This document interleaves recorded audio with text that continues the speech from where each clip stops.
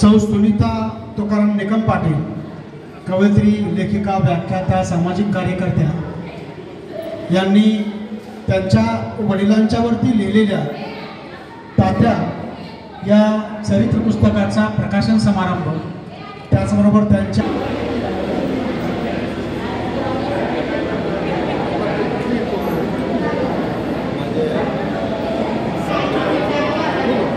आता संपन्न होतो आहे।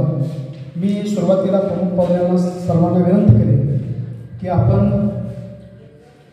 नाईक सुभेदार श्री तुकाराम निकम यांच्या फोटोचं पूजन करू। त्या कार्यक्रमासाठी प्रमुख पाहुणे म्हणून आज उपस्थित आहे अभिनेते राष्ट्रवादी काँग्रेस पक्षाचे सरचिटणीस माननीय ॲडव्होकेट महेशदादा पाटील हे या ठिकाणी प्रमुख पाहुणे म्हणून उपस्थित आहे। त्याचबरोबर सांगली जिल्हा परिषदेच्या माजी अध्यक्षा माननीय सौ श्रीमंताई पाटील याही या ठिकाणी उपस्थित आहेत।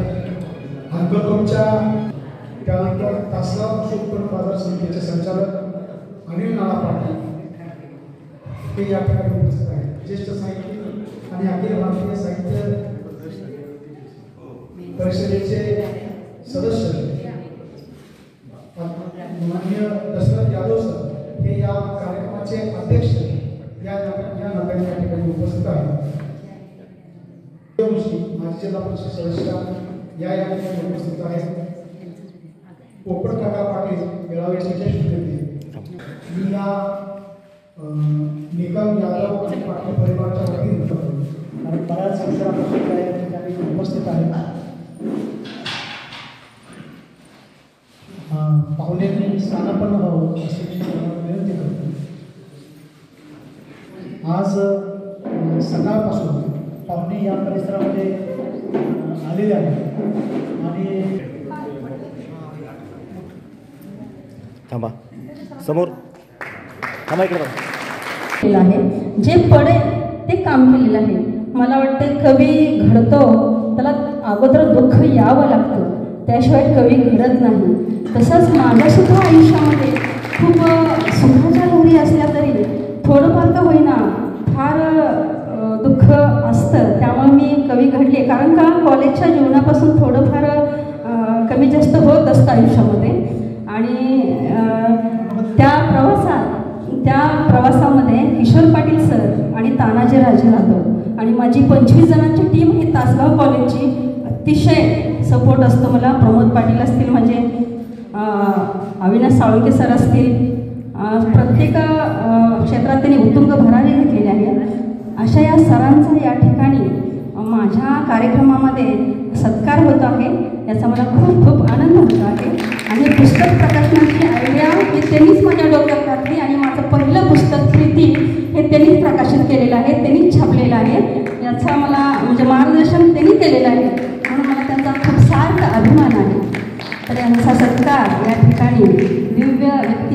सत्कारमूर्ती यांचा सत्कार शिवाजी यादव, जे मला नेहमी माझ्या आयुष्यामध्ये मामांचा मुलगा आहे सपोर्ट करत असतात, अशा चांगल्या व्यक्तीच्या हस्ते या ठिकाणी संपन्न होत आहे. मला वाटतं ते भावनावश होत आहेत, कारण का अगदी लहान असल्यापासून मी त्यांच्या घरी राहते. माझे मामा शंकर यादव यांच्या घरी लहानपणापासून मला या गोष्टीची प्रेरणा मिळाली. त्यांच्या हस्ते हा कार्यक्रम ती बोलली म्हणून मी बोलतो की आम्ही जे कॉलेजला मित्रमैत्रिणी होतो त्यापैकी आम्ही सगळेजण एकमेकांच्या संपर्कात आहोत. एखादा मित्र आमचा एखाद्या गोष्टीमध्ये फेल गेला तरी त्याला सावरण्यासाठी सुद्धा आम्ही सगळेजण पुढं आलो आणि त्या मित्राला आम्ही सर्व कार्यक्रम होता. त्यांचाही मला निरोप होता की मॅडमना सांगा की मला येणं गरजेचं होतं, परंतु पूर्वच्या दिवशी त्यांचा कार्यक्रम होते, त्या कार्यक्रमाला गेले नाही. आणि आपण पुण्यासारख्या इतक्या लांबून या ठिकाणी प्रमुख पाहुणे म्हणून जे आलेले आहेत, आपल्या सर्वांचं भूगोल काय असते अतिशय. आणि मी स्वतः मी कॉलेजला असल्यापासून या माऊलीचं प्रेम आणि माया बघतो. आम्ही कधी मित्रमंडळी जर घरी प्रीती हा काव्यसंग्रह सुनीता निकम पाटील यांचा प्रतिष्ठा प्रमोटर्स या प्रकाशनाच्या मार्फत प्रकाशित केला. मला सांगायला अभिमान वाटतो की प्रतिष्ठा प्रमोटर्स ही संस्था माझी वैयक्तिक स्वतःची संस्था आहे आणि मी त्या पुस्तकाचा प्रकाश सर आम्ही आत्तापर्यंत 120हून जास्त पुस्तकं प्रकाशित केलेली आहेत प्रतिष्ठा प्रमोटर्सच्या माध्यमातून. आणि आमच्या काही लेखकांना राज्य शासनाचे पुरस्कार सुद्धा मिळाले आहेत. राज्यभरातले विविध पुरस्कार मिळालेले आहेतच. आणि आमच्या ज्या काही मैत्रिणीचा पुस्तक प्रकाशित करण्याचा आम्हाला योग आला याचा आम्हाला नक्कीच अभिमान आहे. आणि यानंतर दुसरं जे पुस्तक आहे ते चरित्र पुस्तक आहे. हे तात्यांच्यावरती नाईक सुभेदार श्री तुकाराम विठ्ठल निकम यांच्या स्मरणार्थ त्यांनी लिहिलं आहे. तात्यांच्या त्यांच्या आयुष्यात असणाऱ्या आठवणी, तात्या होते कसे, तात्या जगले कसे, तात्यांचे आणि त्यांचे संबंध होते कसे, समाजात आपण वागलं कसं पाहिजे, समाजात जगलं कसं पाहिजे आणि समाजात पुढं जात असताना आपण स्वतः कसं राहिलं पाहिजे, हे तत्त्वज्ञान ज्यांनी या आपल्या बालकांना आपल्या मुलांना शिकवलं ते तात्यांना मीही भेटलेलो, मी स्वतःही भेटलेलो आहे. अतिशय पाठीचा कणात दाट असणारा माणूस मी पाहिलेला आहे. एक मिलिटरीमन किंवा एक लष्करातला माणूस कसा असतो किंवा कसा असावा तो मी पाहिलेला आहे. अशी उंच असणारा धिप्पाड देहाचा असणारा माणूस. आणि माणूस देहानं जरी शरीरयष्टीनं जरी कणखर असला तरी मनानं मात्र हळवा होता. कधी घरी आल्यानंतर तुम्ही कसे आहात, तुमचं काय चालतं, असे चौकशी ते नेहमी करत असायचे. आणि अशा या एका राकट दणकट आणि मनानं निर्मळ असणाऱ्या माणसावर स्वतःच्या मुलीनं लेखन करणं ही फार मोठी गोष्ट आहे. आणि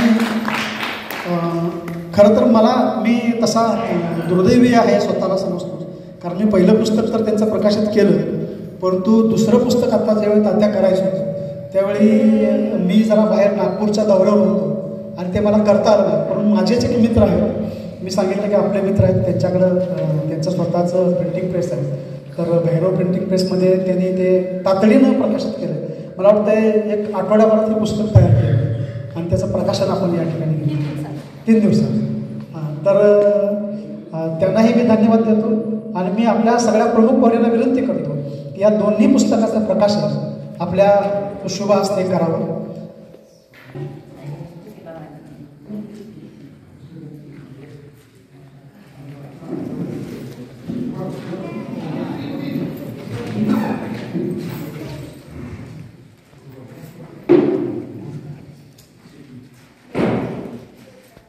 ते कवर काढा.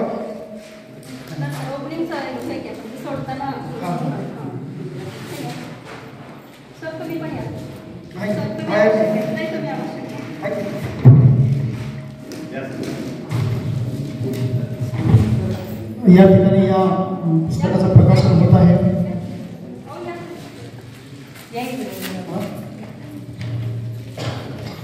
आपण टाळ्यांच्या गजरात या प्रकाशन सोहळ्याला जात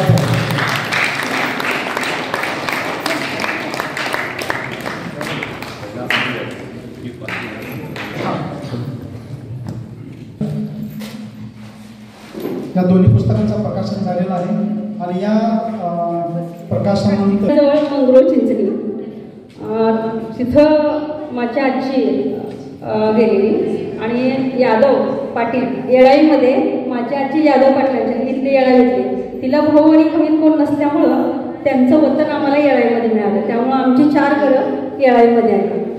तर या येळाई गावाचा मला खूप अभिमान आहे, कारण अगदी लहान असल्यापासून या गावानं मला स्टेज दिलेला आहे. कोणताही कार्यक्रम असू दे, अगदी अंगणवाडीपासून आमचे बाबासाहेब पाटील आमदार आणि स्वस्तत्या पाटील त्यांचे भाऊ आणि त्यांचा मुलगा माननीय अनिल नाना पाटील, त्यांच्या सुनबाई स्नेहलताई पाटील, तसेच विजयाण्णा पाटील आणि विशालदादा पाटील या गावातल्या ह्या पाटील घराण्यानं अगदी लहान असल्यापासून ग्रामपंचायतीचे प्रोग्राम असू देत किंवा आमच्या शाळेचं गॅदरिंग असू दे, हायस्कूलचं प्रत्येक कार्यक्रमात हिरिरीनं भाग घ्यायला त्यांचा खूप मोठा सपोर्ट असायचा. अगदी समूहगीत असू दे, आमचं डान्स असू देत किंवा अँकरिंग असू दे, अगदी पहिल्यापासून ह्या घराण्यानं मला हे स्टेज दिलेलं आहे. आणि आजसुद्धा हा कार्यक्रम करण्याच्या पाठीमागे माननीय अनिल नाना यांचा मला खूप मोठा सपोर्ट आहे. त्यामुळंच मी हा कार्यक्रम घेऊ शकले. अगदी अचानक मी त्यांना कार्यक्रम सांगितला आणि अचानकच पुस्तक प्रकाशनाचा निर्णय घेतला आणि त्यांनी त्याला पाठिंबा दिला. अगदी आमच्या भोवतीचं लग्न असताना सुद्धा ते लग्नाला अक्षता टाकून पटकन दोघंही या ठिकाणी आले. ते फक्त आमच्यावरील प्रेम आहे, निकम कुटुंबावर. कारण का नेहमीच आमचे बाबा जरी नसले तर ह्या निकम घराण्याला कायम पाठिंबा हा अनिल नानांच्या घराण्याचा आहे. असाच तो नेहमी राहील. आणि आता ह्या प्रीती पुस्तकाचं प्रकाशन जवळजवळ 2 वर्ष झालं माझं लांबलं. 2022ला सर हे पुस्तक प्रकाशन करायचं मी तुम्हाला आमंत्रण दिलं होतं, पण माझ्या घरात माझे चुलते 2 चुलते आणि माझा एक भाऊ हा एक्सपायर झाल्यामुळं माझ्या त्या प्रीती पुस्तकाचं प्रकाशन लांबलं. कदाचित असं असेल की वडिलांचं पुस्तक आणि ते पुस्तक असं एकत्र हा पुस्तकांचा संग्रह तुमच्या हस्ते प्रकाशित व्हायचा योग होता असं मला आज वाटतंय. कारण का आमचे सर नेहमी म्हणतात गर्दीपेक्षा दर्दी श्रोता हवा. असंच मला इथं चित्र दिसतंय. कारण का आपले बरेच कार्यक्रम आज गावामध्ये असल्यामुळं गर्दी खूप कमी आहे. हाच जर कार्यक्रम आपण संध्याकाळी घेतला असता तर प्रचंड गर्दी झाली असती. पण माझे जे आहेत हृदयातले ते माझ्या कार्यक्रमाला इथं हजर आहेत. तर या पुस्तकाचं प्रकाशन याचा खरंच मला अभिमान आहे. या सरांची ओळख मी अशी सांगेन, चिंचोलीला ज्यावेळेला मी आमच्या फॅमिली घेऊन सासरची औषधाला गेले होते त्यावेळेला सहजच सरांची गाडी मला तिथं दिसली. मी नंबर नोट डाऊन केला 7007. सर बाहेर आले. सर आपण कुठले काय ओळख झाली. त्वरित सरांनी नंबर दिला, फोटो घेतले आणि मी सरांना विचारलं सर तुम्ही इथं कसं काय आला. तर मी माझ्या आईसाहेबांना औषधाला घेऊन आले, स्वतः ड्रायव्हिंग करत, स्वतःची फॅमिली. ते इतके फॅमिलीवर प्रेम करतात हे मला दिसून आलं. कारण मी सुद्धा माझी फॅमिली घेऊन तिथं गेले होते, सर सुद्धा स्वतःची फॅमिली घेऊन तिथं आले होते. मला इतकं आश्चर्य वाटलं की हा इतका मोठा माणूस आहे आणि असं कसं काय. म्हणजे कमीत कमी आपल्याला ड्रायव्हर तर असतात ना, पण नाही मॅडम, माझ्या फॅमिलीला मी स्वतः सोबत घेऊन येतो. त्याचा मला खरंच इतका आनंद झाला ना. त्याच वेळी माझ्या डोक्यात बसलं की सरांना कधीतरी आपल्या कार्यक्रमाला इकडं बोलवायचं. तर तो जो योग होता तो योग आत्ता आलेला आहे. मी एका मिनिटातच सरांना म्हटलं सर असं असं घ्यायचं आहे. माझ्या डोक्यात सुद्धा नव्हतं, पुस्तक प्रकाशनला सुद्धा सर टाकलेलं नव्हतं. पण 7 तारीख ही माझ्या बाबांची एक्सपायर डेट आहे. 8 तारखेला उद्या त्यांचं श्राद्ध आहे आणि 7 तारीख मला लकी आहे. सरांचं सुद्धा मला वाटते 7007. त्यामुळेच हे नातं जुळलं असं मला वाटतं. 7 जानेवारी 2017ला माझे बाबा एक्सपायर झाले. मग त्यांच्यावर मी निम्मा अगोदर लिहिलेलं होतं आणि त्यांना सांगितलं होतं की तात्या मी तुमच्यावर लिहिते आहे. तर तात्या म्हणजे हे आपण खूप मोठं प्रकाशन करूया असं त्यांचं स्वप्न होतं. त्याला गेली मला वाटते 7 हे 8वं श्राद्ध आहे त्यांचं. मग मला सारखं हे होत राहिलं की बाबा आपण त्यांचं पुस्तक प्रकाशन केलं नाही. त्यांची 75वी मला घ्यायची होती. सगळी आम्ही तयारी केली होती. तेवढ्यात आमची चुलती चिंचणीची एक्सपायर झाली. त्यामुळे तो प्रोग्राम रद्द झाला. त्यांच्या नशिबात बहुतेक हे सुख नव्हतंच. मग आता मी भावांना म्हटलं की मला काही करून पुस्तक आता त्यांच्यावरती करायचंच आहे आणि मला ते 7 तारखेलाच प्रकाशित करायचं आहे. हा माझा हट्ट माझ्या भावांनी मानला आणि आम्ही पुण्याला मला पुरस्कार मिळाला दशरथ यादव सरांनी मला साहित्य संमेलनामध्ये त्यांना पुरस्कार दिला आणि त्या दिवशी सर निघून आले दुसऱ्या दिवशी आणि मला वाटते सकाळी 7ला ते संध्याकाळी 12-1 वाजेपर्यंत मी भैरव प्रेसला दिवसभर जात होते. 3 दिवसात हे पुस्तक आम्ही पूर्ण केलं.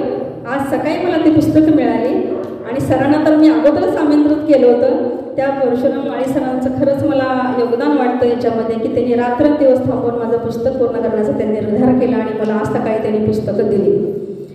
तर या प्रीती म्हणजे कॉलेजला असल्यापासून माझ्या जवळजवळ 1000 कविता असतील सर. पण ते प्रकाशन करायचं मला काही माहीतच नव्हतं कारण डोक्यात माझ्या काही नव्हतंच. ते तानाजीराजे सर आणि किशोर पाटील सरांनी सांगितले आपण एक पुस्तक छापूया. मग त्यांनी ते छापलं. खूप सुंदर रीतीने त्याच्यामध्ये कविता आहेत. त्याच्यानंतर आत्ता माझं जे पुस्तक आहे तात्या त्यांच्यावर मी लेख लिहिला आणि त्याच्यामध्ये तात्याने मला कसं घडवलं आणि त्यांचं जीवन कसं घडलं आणि त्यांचा अखेरचा श्वास कसा त्याच्यामध्ये आहे मी वर्णन केलेलं आहे. मी खूप नशीबवान मुलगी आहे की मला असे आईबाबा मिळाले आणि मला अभिमान आहे की मी एका फौजीची मुलगी आहे. तर देशासाठी झटणाऱ्या एका फौजीची मी मुलगी आहे याचा मला सार्थ अभिमान आहे. कारण का अगदी माझा जन्म हिमाचल प्रदेश नहाण या गावात झाला आहे आणि दिल्लीच्या साईडला आणि तालुका अंबाला. ती सिटी मला वाटते खूप बिग सिटी होती आणि त्या मोठ्या हॉस्पिटलमध्ये माझा जन्म झाला. कदाचित हिमाचल प्रदेश म्हणूनच का काय माझ्या कविता सावरल्या गेल्या. यामध्ये मोठा वाटा माझे मोठे चुलते डॉक्टर राजाराम विठ्ठल निकम यांच्याकडून हा कवितेचा वारसा मला आलेला आहे आणि सूत्रसंचालनाचा वारसा माझ्या आईकडून आलेला आहे. अगदी लहान असल्यापासून माझी आई मला ती सांगत असते. ती 7वी बोर्डात पहिली आली आणि तिचा सत्कार झाला त्यावेळेला तिचं लग्न करून मला वाटते बाबासाहेब दादा पाटील यांनी ही आम्हाला मुलगी हवी म्हणून त्यांनी आमच्या पप्पांना करून आणलं.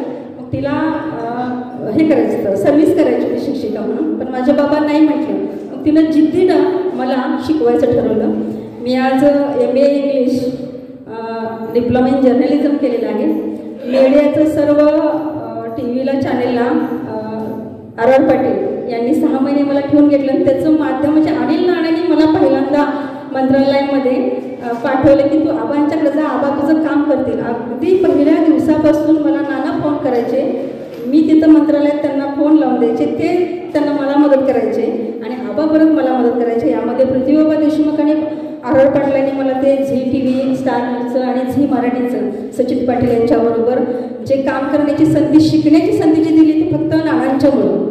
नानांनी फोन केला नसता तर माझ्यावर पण कोणाचे काही संबंध आले नसते. मग आबांचं काही संबंध आले नसते, बाबांचे आले नसते. पण त्या तिघांनी मिळून मला या क्षेत्रापर्यंत आणण्याचं फार मोठं काम केलेलं आहे आणि त्याचं जे काही क्रेडिट जातं ते फक्त अनिल नानांना जातं. तर हे पुस्तक लिहिण्यामागचं कारण काय की माझ्या निकम फॅमिलीवरचं असलेलं प्रेम. फॅमिली कशी असतात, फॅमिली मला कशी भेटली. तर माझे बाबा प्रत्येक कार्यक्रमात त्यांना नाद होता. अगदी सगळ्या कार्यक्रमात घेऊन जायचे मला अगदी लहानपणापासून. सगळ्या कार्यक्रमात जात असताना प्रत्येकाची ओळख, सगळ्यांची ओळख होती माझ्या बाबांचे. भारदस्त व्यक्तिमत्व होतं.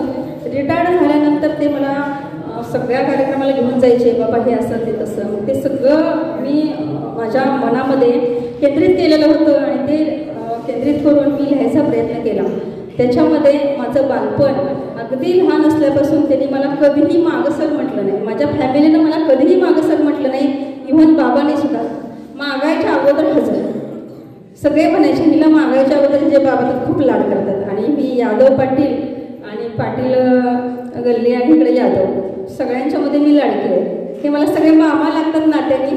2 माझ्या चुलत्या यादव पाटील घराण्यातल्या आहेत, माझे आजी यादव घराण्यातले आहेत. तरीसुद्धा मी ह्या सगळ्यांना काका काकीचं नातं लावलेलं आहे. कोणताही घास असो त्या यादव पाटील गल्लीनं मला कधीही सोडून खाल्ला नाही. इव्हन नाना असू देत, वहिनी असू देत किंवा विश्वासात्या सुद्धा असतील किंवा विजयानांच्या मिसेस असतील, कधीही जाऊ देत, कधीही आम्हाला न जेवता किंवा न नाश्ता करता कधीही ते पाठवत नाहीत आम्हाला. एवढं प्रेम हे सगळं गाव माझ्यावरती करतं आहे. तसंच माझे बाबा खूप स्वभावानं चांगले असल्यामुळे कदाचित आमच्यावर हे प्रेम केलं जातं. ह्या पुस्तकामध्ये मी त्यांचा सगळा प्रवास लिहिलेला आहे. तर अखेरचा श्वास म्हणजे कसं असतं बघा, नशीब कसं असतं बघा. ज्या बापानं सर्व माझ्या मैत्रिणींची, सर्व पाहुण्याबाईंची लग्न केली, अगदी थाटामाटात जो माणूस फेटा घालून सर्वांच्या स्वागतासाठी लग्न मंडपात हजर राहत असे, तो बाप स्वतःच्या लेकीच्या लग्नात एका रूममध्ये कैद होता. कारण माझ्या लग्नाच्या अगोदर 2 दिवस आपली मुलगी मला सोडून सासरी जाते हा धक्काच त्यांना सहन झाला नाही. कळसात पाणी घालत असताना ते चक्करून पडले. माझी चिमणी निघाली, माझी चिमणी निघाली. ह्या प्रेमापोटी माझे बाबा वेळेत. सकाळची वेळ होती. रात्रभर ते मला पकडून ठेवलं होतं की माझी चिमणी निघाली, माझी चिमणी निघाली. अशी अखंड रात्र मी आणि बाबांनी अशी घालवली. मी सांगत होते, बाबा माझं लग्न पुढं घ्या. मी घरातल्यांना सुद्धा सांगितले की मला माझे बाबा हवे. माझं लग्न पुढं टाकलं, पण कुणीही माझं ऐकलं नाही. कारण का सतीश पाटील अंकलखोप हे उद्योजक आहेत, ते राजकारणात आहेत. एवढं मोठं लग्न आहे, एवढ्या मोठ्या ठिकाणी लग्न आहे, आपण असं करू शकत नाही. माझं कुणीही ऐकलं नाही. माझं फक्त माझ्या लग्नात लग्न नव्हतं, तर फक्त माझ्या बाबांच्याकडे माझं लक्ष होतं की माझे बाबा कसे आहेत. अक्षदाला जाताना सुद्धा मी एक नजर माझ्या बाबांच्याकडे टाकली. रडता सुद्धा आलं नाही मला. तसंच मी गेले पाटावरती. समोर नवरा उभा होता. ते मला सांगत होते की मी आहे ना, तुझ्या बाबांना काही होऊ देणार नाही. तरी सुद्धा माझं लक्ष फक्त माझ्या बाबांच्याकडे होतं. बाबांनी माझ्या डोक्यावरती अक्षता टाकल्या का नाही हे सुद्धा मला माहीत नाही. सगळेजण येत होते, जात होते, फेटे बांधून सगळे उभारले होते. नाना सुद्धा होत्या, वाटते स्नेहलताई सुद्धा होत्या. सगळा हा समारंभ आनंदाचा चाललेला असताना सुद्धा बाप लेकीचं नातं, बापाचं लेकीकडं, लेकीचं बापाकडं एवढं लक्ष होतं. शेवटी अक्षता पडल्या, सगळे भेटायला आले, पण माझं लक्ष फक्त माझे बाबा कुठे आहेत. माझ्या बाबांना दवाखान्यात न्या. अक्षरशः शेवटचा क्षण आला. आम्ही सगळ्यांच्या लग्नात सर मी पुढं सगळ्यांची माझ्या बाबांनी मी लग्न केले. तो सुद्धा प्रसंग बघा कसा आहे. अगदी शेवटी जाताना सुद्धा माझ्या कोणत्याही फॅमिली मेंबरला मला भेटता आलं नाही. कारण असं, जर माझ्या बाबांनी मला बघितलं तर बाबांना काय होईल याचा विचार करून सगळ्यांनी मला मैत्रिणींच्या सोबत बाहेर काढलं, गाडीत बसवलं. वरती माझा भाऊ होते 2, साईडला बाबा होते. वरून आवाज येत होता की सुनीता, तरी सुद्धा मला तिथून काढलं गेलं.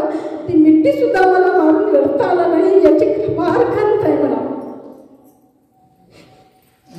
शेवटचा क्षण कसा असतो की आपल्या फॅमिलीला, आपल्या आईबापांना मुलगी जाते ना सासरी, त्यावेळेला घट्ट मिठी मारून रडण्याचा हा क्षण माझ्या आयुष्यात आला नाही. याची फार मोठी खंत आहे. एक मैत्रीण माझ्या गळ्यातून रडली. तेवढ्यात माझे मिस्टर म्हटले, हा रडण्याचा योग नाही. तुझे बाबा जर तुला सरळ हवे असतील तर तुम्ही न रडता तुम्ही आमच्या घरी चला.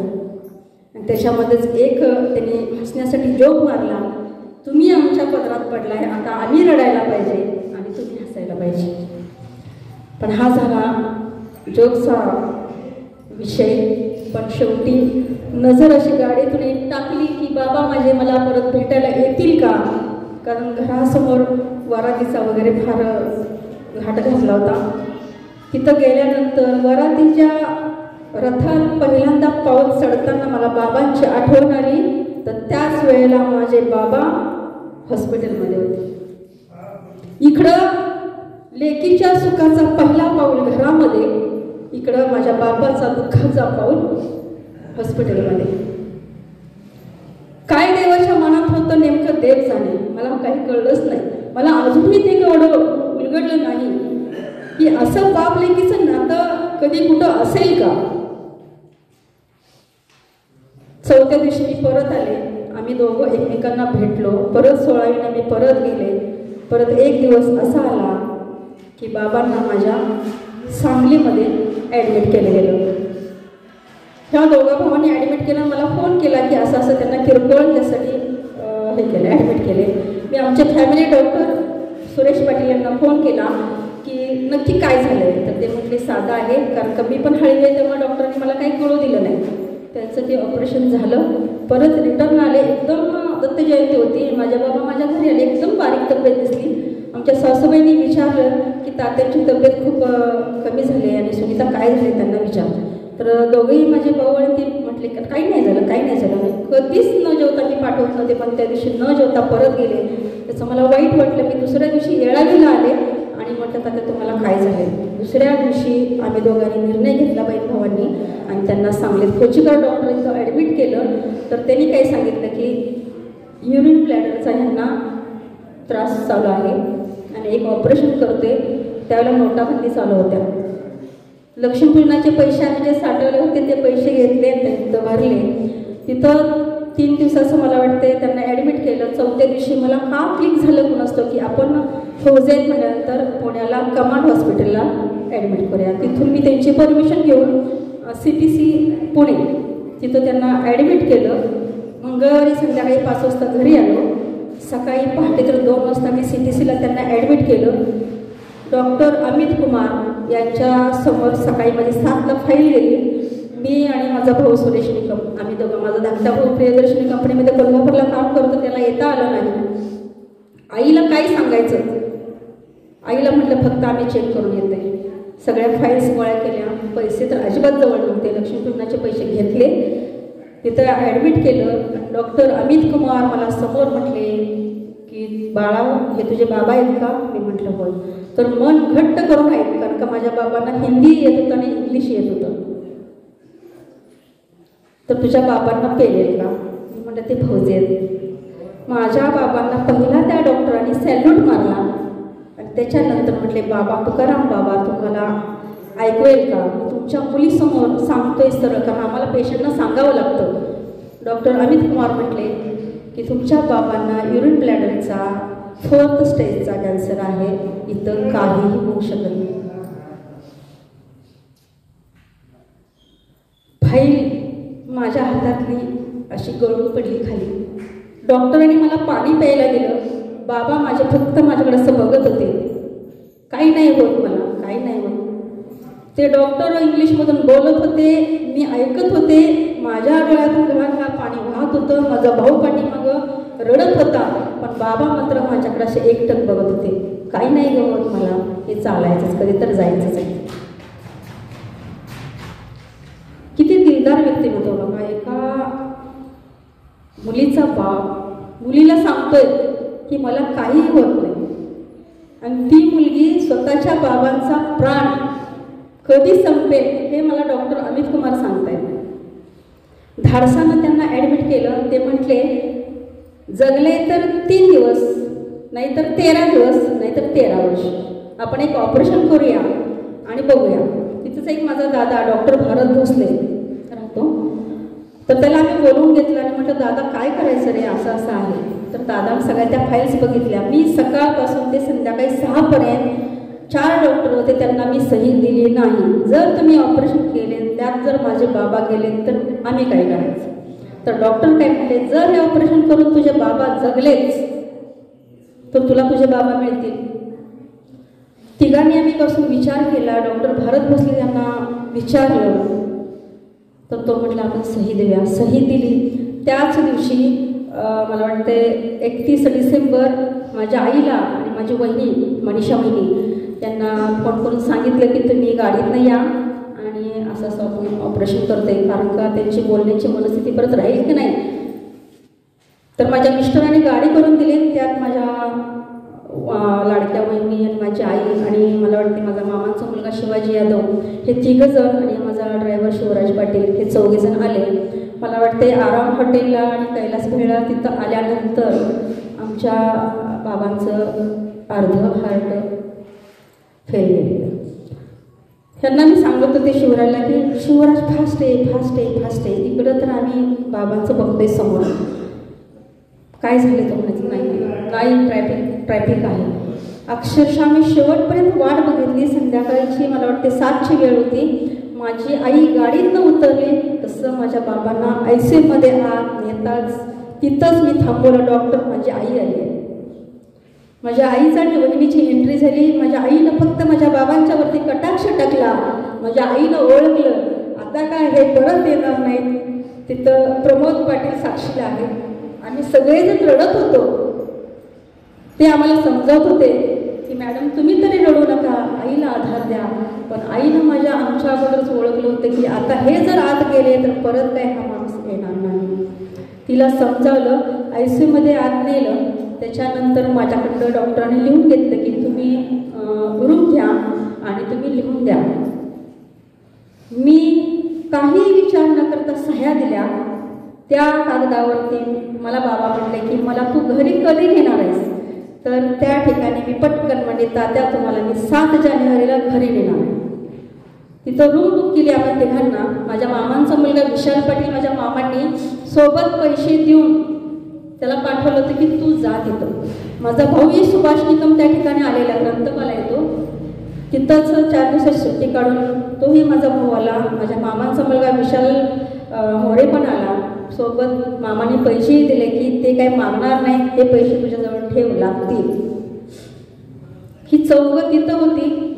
31 डिसेंबरची रात्र होती. मला डॉक्टरनी सांगितले की मॅडम काही होऊ शकतं. त्यांना मेडिकल टीम रूममध्ये ॲडमिट केलं होतं. आम्ही शेजारीच रूम घेतली होती. त्याच्यामध्ये आम्ही चौघं राहत होतो कारण का आम्ही तिथं डॉक्टर बोलवले की आम्हाला जायला लागायचं रिपोर्टिंगला. तर तिथंही त्या रूमला आम्ही 7 तारखेपर्यंत आम्ही रूम येणार आहे. मला सारखे खुणवायचे कधी नेणार कधी नाही. ICUमध्ये गेले, नाकात नळ्या घातल्या, दूध त्या वाटे पाणी त्या वाटे, पायी सुजायला लागले. त्यांच्या उलट्या झाल्या. त्या उलट्या माझ्या भावानं आणि बहिणी हातात धरले, अशा हातात पकडले. आता माझं काय खरं नाही, तुम्हाला काही होत नाही. फार थंडी होती. डॉक्टर म्हणले हे पाणी पिले तर वाचतील, पण इतकी थंडी होती त्यांच्या पोटात पाणीच जात नव्हतं. आम्ही सुद्धा पाणी पित नव्हतो. आम्ही ओळखलं आता किडन्या फेल गेल्या, आता ह्याचा काय उपयोग नाही. माझा भाऊ आजारी पडला. त्याला 1 दिवसासाठी मी म्हटलं घरी जाऊयात आपण, तू जरा फ्रेश होशील, तुला एक सलाईन लावूया. मग माझा धाकटा भाऊ म्हटला तुम्ही बघा काय करायचं ते. त्या ठिकाणी थांबलो त्या दिवशी कंडिशन बघून. दत्तकुमार जाधव म्हणून आमच्या गावचेच आहेत, त्यांच्या घरी गेलो. त्या 4-5 जणांना जेवण बनवलं. जेवण घेऊन परत रात्री आम्ही परत आलो. 1 जानेवारीची सकाळची पहाट. मेडिकल 3 म्हटल्यानंतर तुकाराम बाबा म्हटले की आम्ही तिघच्या बहीण भाऊ पळत जायचो. तिथं गेलो. आता काही उपयोग नाही. बनियान कापलं गेलं की आता काही होऊ शकतं. आम्हाला काही सुचेना काय करायचं नेमकं. ह्या वेळेला काय करायचं सर, काय करायचं बाळा, काही आम्ही काढून नेऊ का घरी त्यांना? तुम्ही जर ट्रेनमध्ये बसला आणि तिथं जर तुमच्या बाबांना काय झालं तुम्ही काय करणार आहे? आम्ही इतरला तर काहीतरी करू शकतो उपचार, म्हणून आम्ही ठेवलं. आणि मला वाटते 5 तारखेला माझ्या भावाला खूप त्रास व्हायला, मोठ्या भावाला, म्हणून मी घरी परत आले. त्यांना AB पॉझिटिव्हचं रक्त कमी पडलं होतं आणि गडांकुश म्हणून त्यांनी 50 पतपेढीतली जे पोरं आहेत ब्लड देणारी ती त्यांनी पाठवली तिथं. मॅडम ओळख नसताना मी रडायला लागले होते. लाल पेशी पांढऱ्या पेशी आणायला गेले होते ब्लड बँकेत. नेमकं AB पॉझिटिव्हचं रक्त नव्हतं. तर ते गडांकुश म्हणजे दिदी का रडायला लागले होते? मित्र म्हटलं माझ्या बाबांना AB पॉझिटिव्ह ब्लड ग्रुपचं रक्त पाहिजे आणि रक्त नाही आहे. तर त्या दिवशी 1 जानेवारीला कोणत्याही गोष्टीचा विचार न करता माझ्या मामांचा मुलगा विशाल मोरे यांनी पहिलं रक्तदान केलं आणि AB पॉझिटिव्हचं पहिले रक्ताची पिशवी त्यांना माझ्या बाबांना दिली. त्याच्यानंतर मी सगळे फोन फिरवले. गडांकुश सरांनी फोन फिरवले तर 50 पोरं पुण्यामधली माझ्या बाबांना रक्त द्यायला आली. त्यांनी रक्त दिलं. त्याच्या बदल्यात त्यांनी ते पतपेढ्यांच्यात रक्त घेतलं आणि 3 तारीख 4 तारीख अतिशय कठीण प्रसंग आमच्यावरती. 5 तारखेला माझ्या भावाला मी घेऊन घरी आले की तुला ॲडमिट करायचं, संध्याकाळी परत पोरं घ्यायची, रक्तदान करणारे घेऊन जायचं. रव्याचे लाडू बनवले ते माझ्या आत्याने, जवळजवळ 30-35 भाकरी बनवल्या, त्या भाज्या बनवल्या त्या. का तर तिथल्या लोकांना घरचं अन्न खूप आवडतं. दिदी निघालेच तर आमच्यासाठी जेवण आणशील का, वृद्ध लोक. त्यासाठी सगळं मी तयार केलं. संध्याकाळी मला वाटते बुधवार होता त्या दिवशी आणि मला माझ्या मिस्टरांचा जरा फॉर्म भरायचा होता इलेक्शनचा. मोहन शेट्टाला त्यांचा फोन आला की तुम्ही आज थांबताय का, उद्या सकाळी सह्या करा तुम्ही निघा. आम्ही थांबलो. त्याला फार वेळ झाला. त्यावेळेला जिल्हा परिषदचं आपलं चालू भरायचं. मग त्याच्यात मी थांबले. त्या दिवशी 1 दिवस गेला त्या दिवशीचा. आणि सकाळी पहाटे 2:15ला मला झोप येईना. 2:15ला मी बरोबर तात्या म्हणून ओरडले. तेव्हाच माझ्या प्रताप निकम या भावाचा फोन आला माझ्या मिस्टरांना.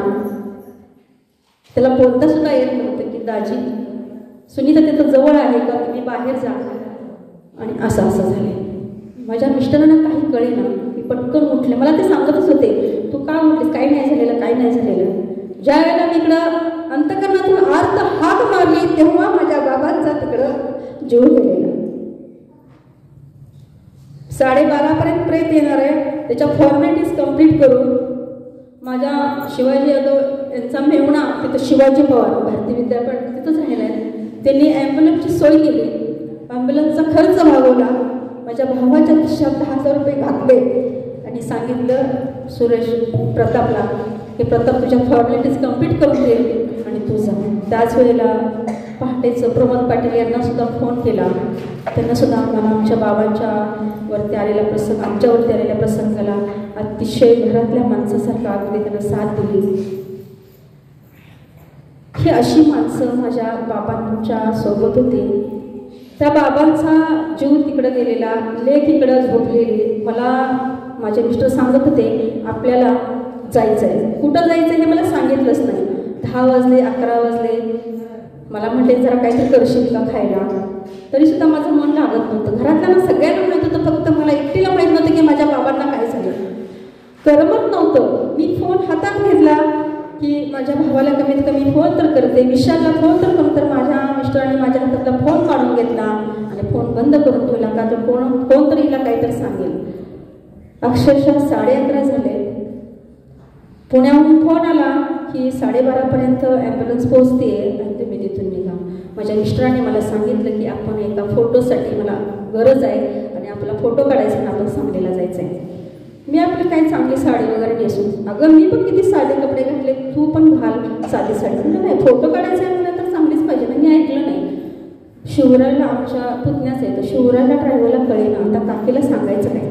ते म्हणत असं की तू सांग, तो म्हणत असं आबा तुम्ही सांगा. माळवाडीतून गाडी 5व्या मैलाला वळली. मी म्हटलं आपल्याला सांगलीला फोटो काढायला जायचं आहे ना, मग इकडं कुठं. त्यांना कळेना. तसंच चित्रेनानांच्या डेअरीजवळ आमची गाडी आली आणि मिस्टरांनी आम्हाला जवळ घेतलं आणि सांगितलं की आपण आपल्या तात्यांना भेटायला निघालो. तसं माझ्या डोक्यात आलं भेटायला इकडं कुठं, पुण्याला जायचं आहे, आपण अष्टामार्गे जाऊ शकतो. तर नाही, आपण आपल्या तात्यांना भेटायला जायचे. अक्षरशः इतक्या जोरात मी हंबरडा फोडला तसा माझ्या हातातला मोबाईल खाली पडला. त्या मोबाईलचा डिस्प्ले गेला. मला कळायचं बंद झालं. मिस्टरांना कळेना, ड्रायव्हरला कळेना. ड्रायव्हरनं गाडी 5व्या मैलावरती थांबवली. आबा आता आपण ह्यांना घेऊन अशा अवस्थेत जायचं कसं. त्या भावाची माझ्या तिथं अवस्था काय झाली असेल. फक्त मामांचा मुलगा आणि प्रताप तिथं होता. आम्ही दोघे भाऊ इकडं होतो. माझा भाऊ घरात काम करत होता. गल्लीतले सगळ्यांना माहीत होतं. माझ्या आत्या आलेल्या होत्या. सगळे पाहुणे बाहेर थांबलेले होते आणि त्यांना सांगत होते की अण्णा तुम्ही आवरून घ्या. त्याला कळतच नव्हतं, तो त्याच्या कामात होता. नेहमी कुणीकडून आजारी आलं माहेरून किंवा सासरून किंवा गावातून आलं तर माझे बाबा अगदी कटात ह्या पारावर कटात बसलेले असायचे की माझी मुलगी येते म्हणून. त्या दिवशी येताना माझे बाबा त्या पारावरती मला दिसले नाही. तिथं विजयाला होते. इतका मी जोरात हंबरडा फोडला की माझे बाबा अण्णा आहेत का.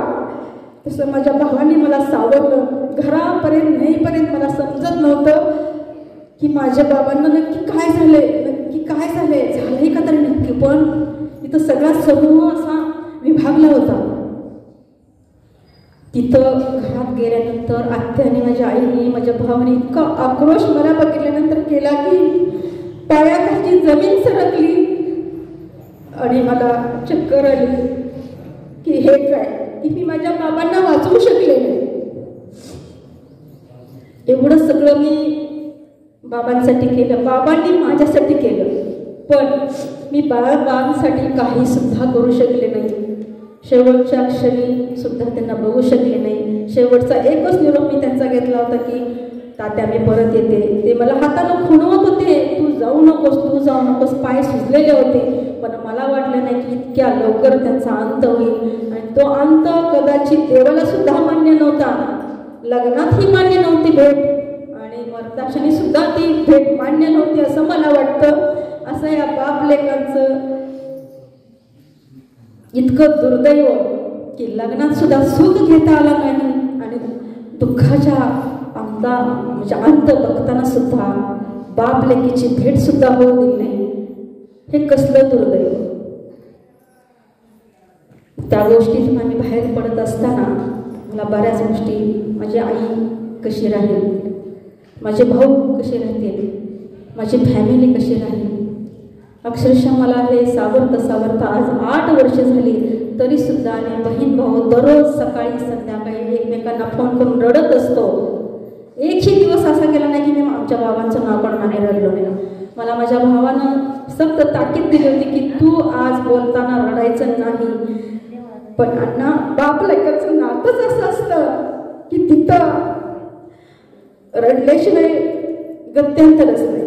कारण का अशा कार्यक्रमाच्या ठिकाणी माझा बाप नेहमी सोबत असायचा आणि आज तो बाप इतक्या मोठ्या कार्यक्रमाच्या ठिकाणी त्यांच्या लिहिलेल्या पुस्तकाचं प्रकाशनाच्या वेळी माझा बाप इथं नाही. पण मला एक गोष्ट अशी वाटते की त्या बापाच्या पुस्तकाचं प्रकाशन करण्यासाठी एक सुंदर तरुण मनाचा बापच या ठिकाणी मला पाहुणा म्हणून लाभला. खरंच माझं खूप मोठं भाग्य. सर म्हटले सुद्धा एका चांगल्या व्यक्तीच्या कार्यक्रमासाठी मी येतोय. फक्त 5 मिनिटाची भेट काय त्यांनी ओळखलं असेल. या सुंदर माणसाच्या, सुंदर मनाच्या माणसाच्या हस्ते माझ्या बाबांच्या पुस्तकाचं प्रकाशन झालं, याचा मला सार्थ अभिमान आहे. सर तुम्ही इथं आलात त्याबद्दल खूप खूप धन्यवाद. सरांनी जवळजवळ 40 पिक्चरमध्ये काम केलेलं आहे. सर ॲडव्होकेट आहेत, त्यांच्या हाताखाली 25 ज्युनियर लोक काम करतात. सर बऱ्याच पदांचे अधिकारी संस्थापक आहेत. शिवाय 7 जन्माच्या गाठी तुम्ही सिरियल बघताय, त्यामध्ये माणिकराव त्यांची भूमिका आहे. आता बरेच त्यांचे पिक्चर आहेत, त्यांचंही तिथं शूटिंग चालू आहे. एका मिनिटाच्या बोलण्यावरून ते मला होय म्हटले, मॅडम मी तुमच्या कार्यक्रमाला नक्की येईल. तो त्यांनी त्यांचा शब्द खरा केला आणि त्या प्रकाशनाला आले. खरंच मी माझं खूप मोठं भाग्य समजते. इथं या सर्व माझ्यावर प्रेम असणाऱ्या सगळ्यांनी मला इथं या कार्यक्रमाला येऊन माझ्या कार्यक्रमाची शोभा वाढवली. यातच दिसून येते की तुमचं माझ्यावरती किती प्रेम आहे. यादव पाटील परिवारातल्या सगळ्या माझ्या काकी, सगळ्या माझ्या वहिनी, सगळ्या माझ्या बहिणी, सगळे माझे काका आणि सगळे माझे भाऊ खूप अत्यंत खूप खूप प्रेम करतात माझ्यावरती. या गावासरून मी कधीही फेडू शकणार नाही. मी सदैव त्यांची ऋणी राहीन. आणि हा कार्यक्रम माहेरच्या घरी करायचा जो मला पाठिंबा दिला ते अनिल नाना यांची मी अत्यंत ऋणी राहीन. आणि असा सतत पाठिंबा त्या घराण्याचा माझ्या फॅमिलीसोबत राहावा अशी एवढीच इच्छा व्यक्त करून मी माझं मनोगत संपवते. धन्यवाद. बोलण्यातून आणि पुस्तकातून आपल्याला समजलेलं आहे. बाप म्हणजे काय? बाप म्हणजे जगण्याचं माप आहे, पाठीवरची थाप आहे. कधी रागावला तरी ज्याची माया अमाप आहे तो म्हणजे बाप आहे. बाप म्हणजे देयाकडे नेणारी शिडी आहे, संकटातून पार करणारी होडी आहे. जो कधी तिकट वाढला तरी आयुष्याची. आजच्या या सुनीताताई निकम यांच्या प्रीती हा काव्यसंग्रह आणि तात्या हा चरित्र पुस्तकाचं प्रकाशन सोहळा. आज ह्या सोहळ्यासाठी उपस्थित असलेले ॲडव्होकेट महेशदादा देवकाते पाटील, राष्ट्रवादी काँग्रेस पक्ष सरचिटणीस बी गवळ, या कार्यक्रमासाठी उपस्थित असलेले आपले उपस्थित सर्वच मान्यवर, त्या सगळ्यांची नावं मला माहिती नाही आहेत. या खास करून या कार्यक्रमासाठी उपस्थित असलेल्या आपल्या अंकलकप गावच्या माजी सरपंच आणि माझ्याबरोबर ज्या जिल्हा परिषदमध्ये काम केलं त्या अंकलकपच्या माजी जिल्हा परिषद सदस्य शिलाताई आणि उपस्थित असलेल्या सगळंच आपल्या महिला, गावच्या सगळ्या महिला, माता भगिनी आणि खास करून काकू आज इथं उपस्थित आहेत आणि आपल्या गावचे सर्व ज्येष्ठ मान्यवर आणि माझे बंधू वगैरे.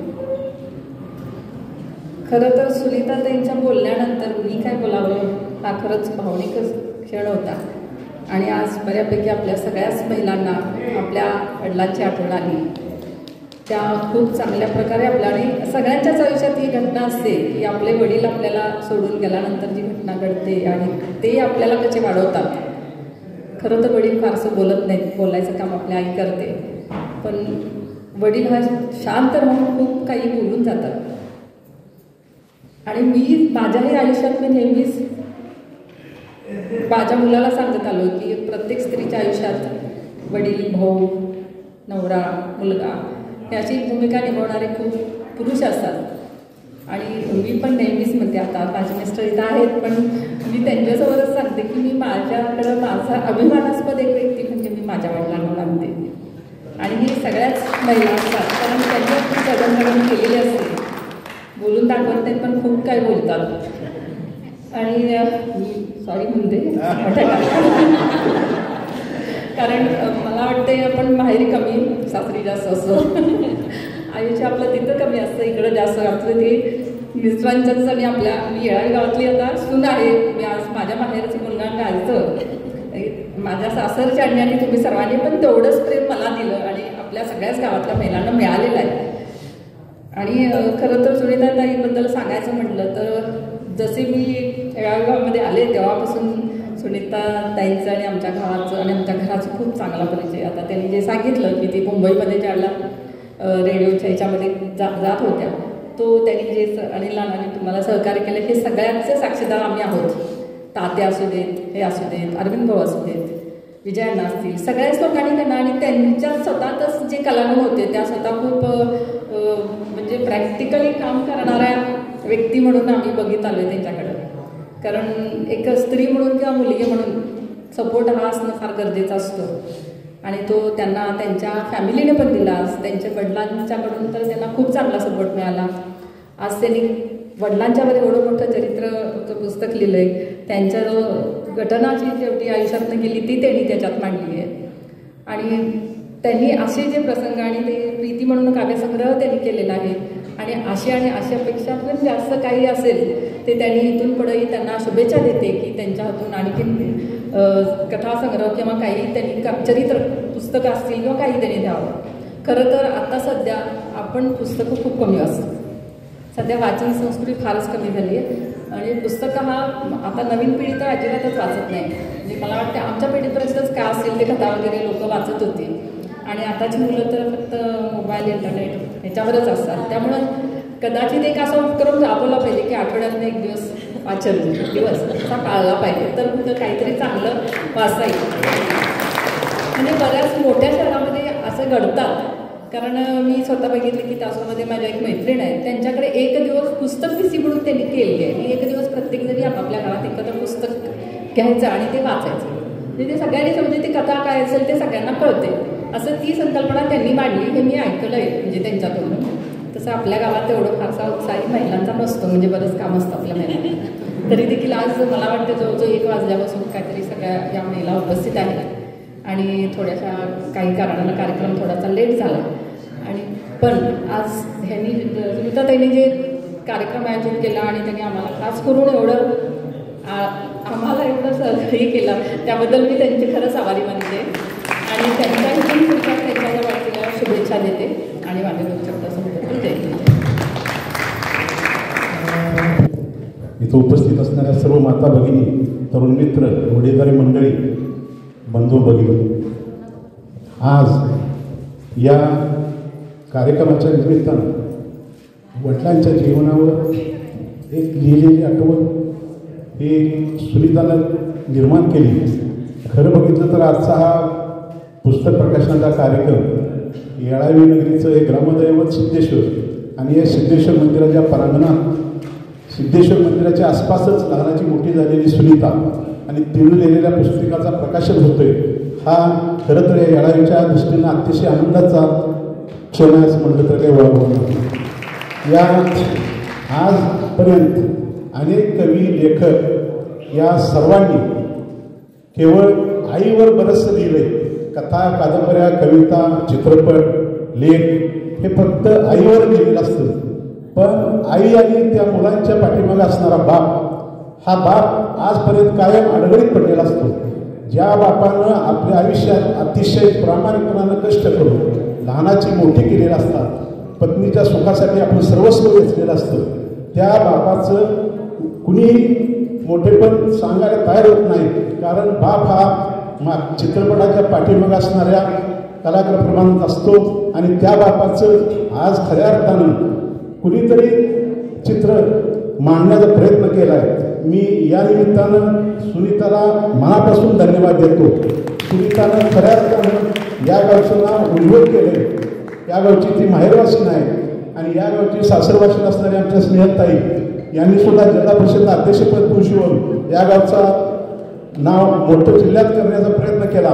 या दोन्ही महिलांना मी सुरुवातीला माझ्या गावाच्या वतीने सर्वांना मनापासून धन्यवाद देतो आणि इथून पुढच्या काळात सुनीतांना असंच जास्तीत जास्त पद्धतीनं असंच लेखन करावं आम्हा सर्वांचा तुला पूर्णपणे पाठिंबा आहे अशी भावना व्यक्त करतो आणि थांबतो. ज्या कार्यक्रमाच्या माध्यमातून खऱ्या अर्थानं या ठिकाणी मला पाचारण करण्यात आलं तो कार्यक्रम जर बारकाईने पाहिला तर 2 पुस्तकं आहेत. त्या पुस्तकांच्या नावातच बरंच काही अर्थ उलगडतोय. त्यामधलं प्रथम पुस्तक आहे तात्या, ज्याला आपण चरित्र पुस्तक म्हणतो. नाईक सुभेदार कैलासवासी तुकाराम विठ्ठल निकम यांच्या स्मरणार्थ त्यांच्या जीवनावरती आधारित असणारं हे पुस्तक, की ज्या पुस्तकामध्ये ज्या व्यक्तीचा उल्लेख आहे, ज्या व्यक्तीविषयी लिखाण केलेलं आहे, ते लिखाण दुसरं कोणी नाही त्या व्यक्तीच्या मुलीने केलेलं आहे. ही बाब अतिशय अधोरेखित करण्यासारखी आहे. म्हणूनच या तात्या या पुस्तकाला फार महत्त्व आहे. ज्या प्रत्येक मुलीच्या आयुष्यामध्ये कुठल्याही मुलीला आपण कधीही विचारलं तर आयुष्यामध्ये हिरो कोण, तर कोणतीही मुलगी सर्वप्रथम मगाशी सांगितलेले आहे स्नेहलताईच्या म्हणण्यानुसार त्या प्रत्येकाच्या मुलीच्या आयुष्यात तिचा बाप, तिचा वडील हा हिरो असतो. हेच दाखवण्याचं काम या पुस्तकातून होत आहे. मुलीचं आणि बापाचं भावनिक नातं काय असतं हे नातं अधोरेखित करण्यासाठी खऱ्या अर्थानं या ठिकाणी ज्यांच्या अथक प्रयत्नातून ही कलाकृती, हे पुस्तक या ठिकाणी तयार झालं त्या सौ सुनीताताई तुकाराम निकम पाटील यांच्यासाठी सर्वप्रथम आपण टाळ्या वाजवत अशी विनंती करतो. दुसरं पुस्तक आहे प्रीती, जो काव्य संग्रह आहे. कविमना कसं असतं, कविमन ज्या कविता लिहितं, जे शब्द समोर आणतं, ज्या भावना समोर आणतं, ते भावना कशा पद्धतीने शब्दांमध्ये गुंतून त्याची कविता तयार करायची हे कविमनालाच कळतं. म्हणून प्रीती हा त्यांचा दुसरा काव्यसंग्रह. या कार्यक्रमाच्या निमित्तानं आपण सगळेजण उपस्थित, सर्वप्रथम मंचावरती उपस्थित असणारे माननीय सौ स्नेहलताई पाटील, माजी जिल्हा परिषद अध्यक्ष सांगली, त्याचबरोबर माननीय सौ स्वातीताई पाटील, माननीय या कार्यक्रमाचे सन्माननीय अध्यक्ष, खऱ्या अर्थानं ज्येष्ठ साहित्यिक आमचे मित्र माननीय दशरथजी यादव सर, या कार्यक्रमासाठी मंचावर उपस्थित असणारे.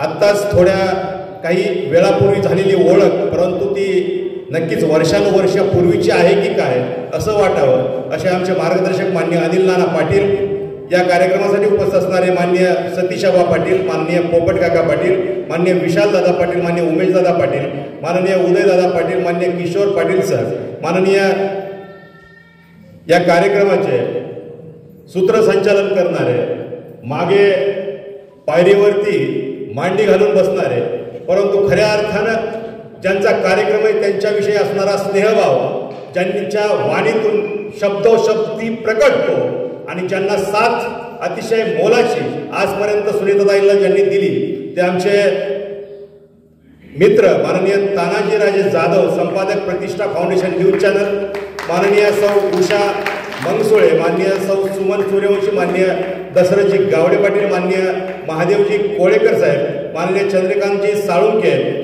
या कार्यक्रमासाठी ज्यांचे अथक प्रयत्न राहिले, परिश्रम राहिले ते श्रीमती नलिनी तुकाराम निकम, माननीय सुरेश तुकाराम निकम, माननीय प्रताप तुकाराम निकम, माननीय समस्त निकम यादव पाटील परिवार, या ठिकाणी येळावी गावातून आलेल्या माझे सगळेच बंधू आणि भगिनी.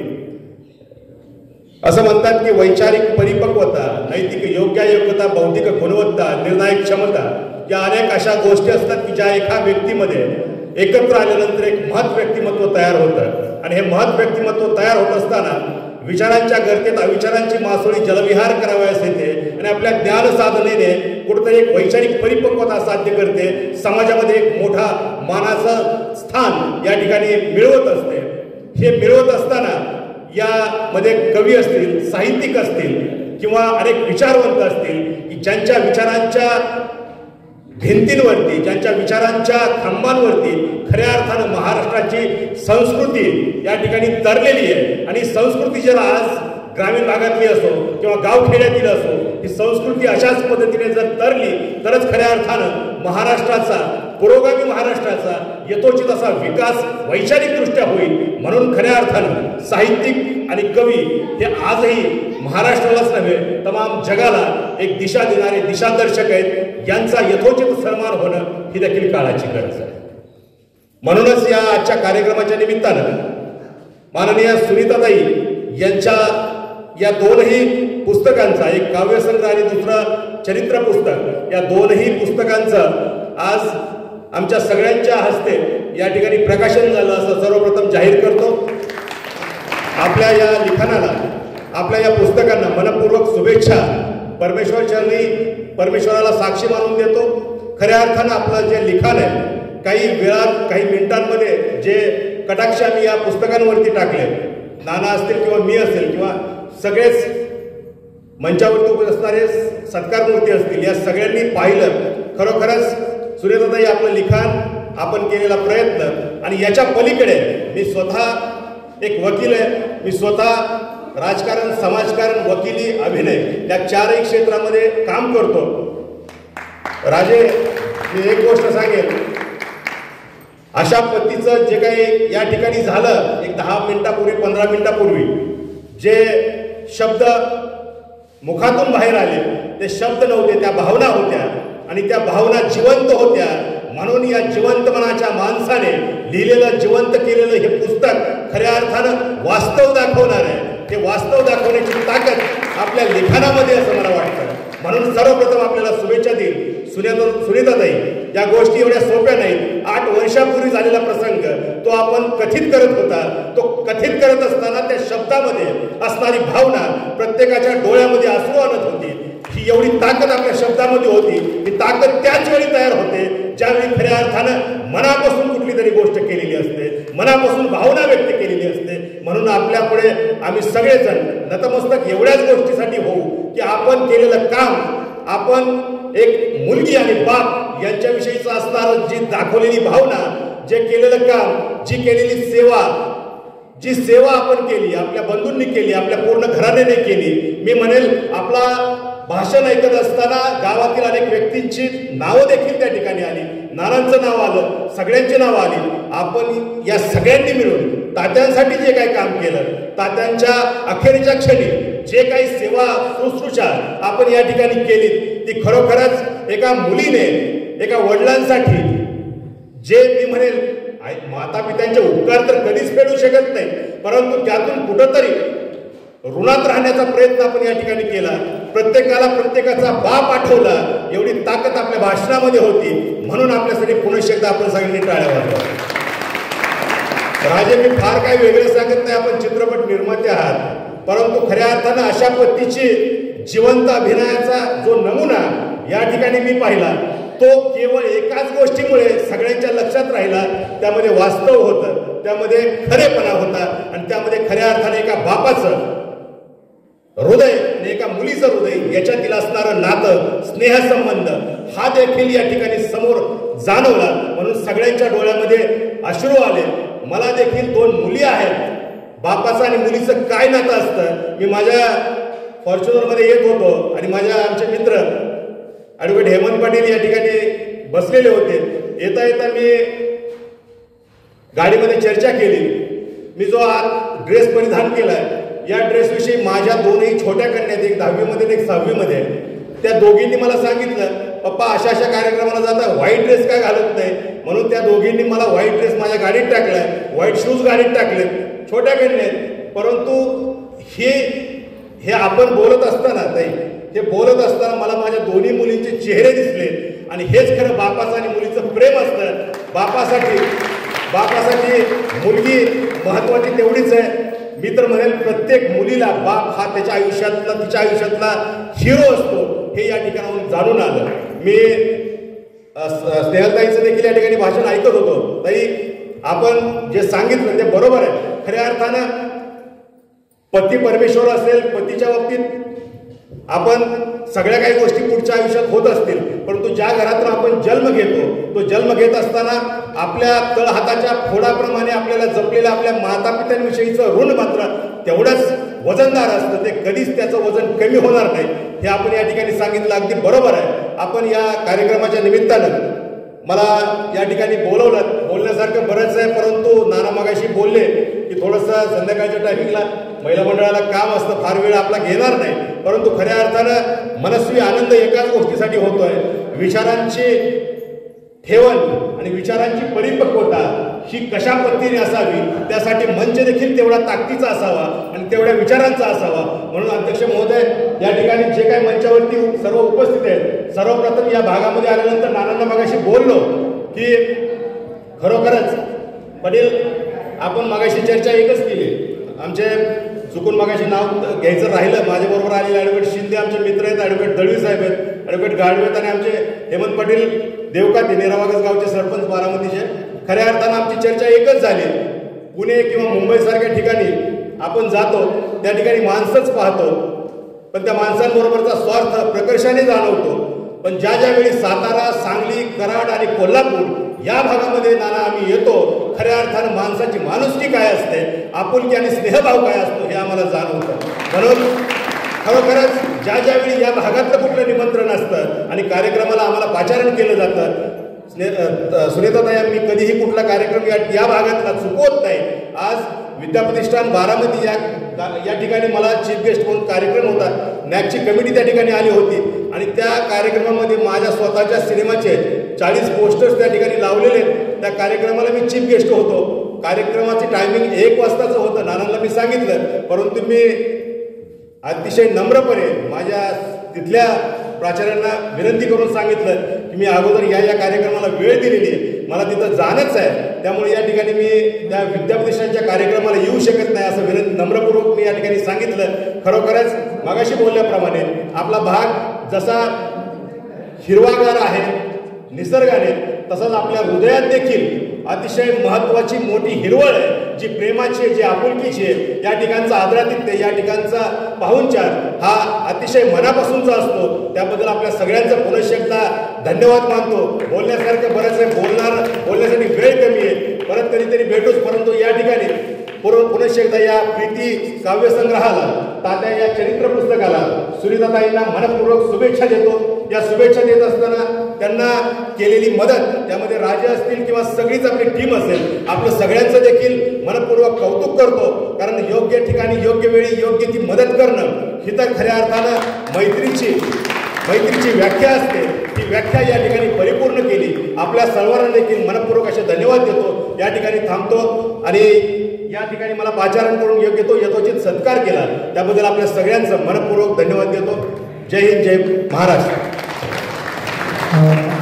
बोलायचं होतं पण वेळ वाढतोय आणि माझ्यासारखा पत्रकारिता साहित्याच्या व्याख्यानाच्या क्षेत्रात महाराष्ट्रभर फिरणारा माणूस, मी पुणे विद्यापीठाला पैशाला गेस्ट लेक्चरर आहे. 5 लाख विद्यार्थ्यांना व्याख्यान आहे. त्यामुळं साहित्यावर बोलण्यासारखं भरपूर आहे, पण तुमचाही अंत काही घेणार नाही. मोजक्या शब्दात खरं तर आजच्या या पुस्तक प्रकाशन समारंभाच्या निमित्तानं प्रीती हा काव्यसंग्रह आणि तात्यांचं चरित्रच म्हणावं लागेल ते. तर ते चरित्र तात्या सुनीता निकम यांनी उभा केला. या प्रकाशन सोहळ्यासाठी त्या ठिकाणी उपस्थित असलेले ज्यांचं खणखणीत भाषण ते आपण या ठिकाणी ऐकलं ते या मंचावर उपस्थित स्नेहलताताई पाटील, स्वातीताई पाटील असतील, या ठिकाणी नानासाहेब आहेत, या ठिकाणी नीरा भागाचे माजी सरपंच हेमंत पाटील आहेत, माझ्याबरोबर आलेले पुणे जिल्हा राष्ट्रवादी काँग्रेसचे उपाध्यक्ष गणेशजी ढोले आहेत, पुरंदर तालुका संभाजी ब्रिगेडचे कार्याध्यक्ष अरविंद जगताप, सामाजिक कार्यकर्ते रमजानबाई शेख या ठिकाणी आहेत. आणि या मंचावर सगळेच उपस्थित, सुनीता निकम पाटील यांचा सगळा परिवार, त्यांचे भाऊ, आई, सगळे या गावातील ग्रामस्थ आणि विशेषतः ज्यांनी सूत्रसंचालन केलं ते तानाजीराजे जाधव. खरं तर माझ्यासारखा 90च्या दशकात पुण्यामध्ये पत्रकारिताच्या निमित्ताने मी काम करायला लागलो. आपलं कोल्हापूरचं दैनिक पुढारी पुणे आवृत्तीचा पहिला मी विरोचक होतो व्याख्यान व्यासासाठी. आणि त्या काळात आम्ही पत्रकारिता साहित्याचं क्षेत्र करत करत मी सासवडच्या जवळचं भुलेश्वर माळशिरस नावाचं माझं गाव. आचार्यात्री वाचलेला, अष्टबैल वात्री, कवी, लेखक, पत्रकार आपण का होत नाही. मी ज्यावेळेस या गावामध्ये आल्यानंतर बराच उशीर होतोय, जेवल्यानंतर एक फेर फटका मारायला गेलो. तर या गावामध्ये जुना इतिहास, मी खरं तर मी इतिहासाचा अभ्यासक आहे, संशोधक आहे. आळंदी ते पंढरपूर पालखी सोहळ्यावर महाराष्ट्रातलं सगळ्यात मोठं 450 पानाची महाकादंबरी मी लिहिली. सगळीकडे मी आळंदी ते पंढरपूर हा पालखी सोहळा 20 वर्ष सकाळला पहिलं वारीचं मार्गांकन मी सुरू केलं. चालू ज्या काळात फॅक्सची सोय नव्हती, इलेक्ट्रॉनिक मीडिया, डिजिटल मीडिया तर नव्हताच. आधी एखाद्या वारकऱ्याच्या हातात मोबाईल दिसला तर ती आमची बातमी व्हायची, तो काळ होता. त्यामुळे त्या जुन्या काळात अगदी भरपूर शिकायला मिळालं. आणि शिकल्यानंतर वाचायला मिळालं, लिहायला मिळालं. माणसं उभी का राहतात. खरं तर परवाचा 28 डिसेंबरला आम्ही महात्मा फुलेंच्या मूळ खानवडी गावी महात्मा फुलेंच्या नावाने साहित्य संमेलन घेतो गेली 17 वर्ष. त्याच पुरंदरमध्ये छत्रपती संभाजीराजांच्या नावाने, संभाजीराजाला आपल्याला माहितही नव्हता की तो लेखक आहे, कवी. संभाजीराजा दडवलेला होता. आडवलेला संभाजीराजा महाराष्ट्रात ठळकपणे मांडायचे काम त्या साहित्य संमेलनाच्या निमित्ताने 16 वर्षापूर्वी पुरंदरच्या पायथ्याला सुरू केलं. मला खरं तर शाहू महाराजांच्या नावाने साहित्य संमेलन सुरू करायचं होतं. मी बेळगावला बेळगाव मराठी साहित्य संमेलन सुरू केलं, चंद्रपूर वणीला साहित्य संमेलन केलं, रत्नागिरीला केलं. ही साहित्याची चळवळ पुण्या मुंबईपुरतं अडकलेलं साहित्याचं लिहिणं या ग्रामीण महाराष्ट्रातल्या माणसांना कधी देणार. ग्रामीण माणसं खरंच साहित्याचं खरं साहित्यमध्ये पुण्या मुंबई जर्नलला ते सगळं होणार आहे.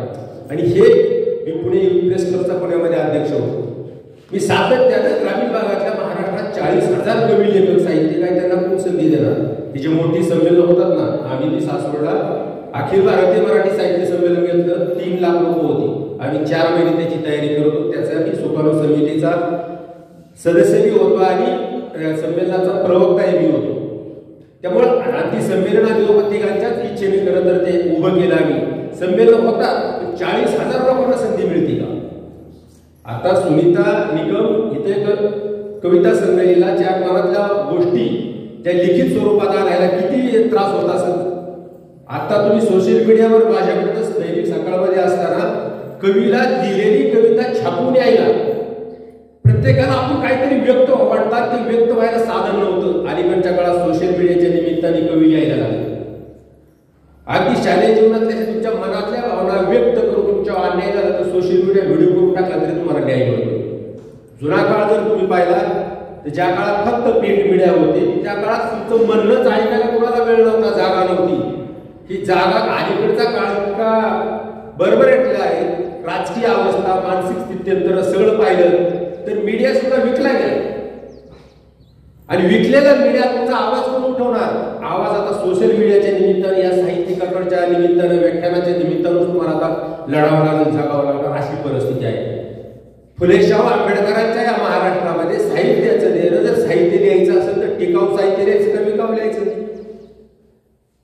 दिवसात सूर्य चमकतो, रात्रीचा चंद्र चमकतो, पण दिवसाही चमकतो आणि रात्रीचाही चमकतो असा एक महापुरुष पृथ्वी तलावावर गेला, त्याचं नाव सिद्धार्थ गौतम बुद्ध. गौतम बुद्धांना गुरु म्हणून छत्रपती संभाजी महाराजांनी बुधभूषण नावाचा ग्रंथ लिहिला. शुकतुंड चवी सवितुष नरोचे पुंडरी कवन बंधो उदितवंदम माखंडलाशाया एकेन राजंचेन या शोभासर शोभवेत बकसात्रेन परिसावासिना. छत्रपती संभाजीराज या बुधभूषण मध्ये सांगतात की 1000 कावळ्यांनी 1000 बगड्यांची तलवार शोभा येत नाही, ती एका राजवंशाने येते. आणि समाजात जे चांगलं काम करणार जी माणसं असतात, कार्यकर्ते, ते राजवंशासारखं काम करत असतात, तेव्हा समाज कुठेतरी उभा राहत असतो. खरं तर आपण लिहित नाही.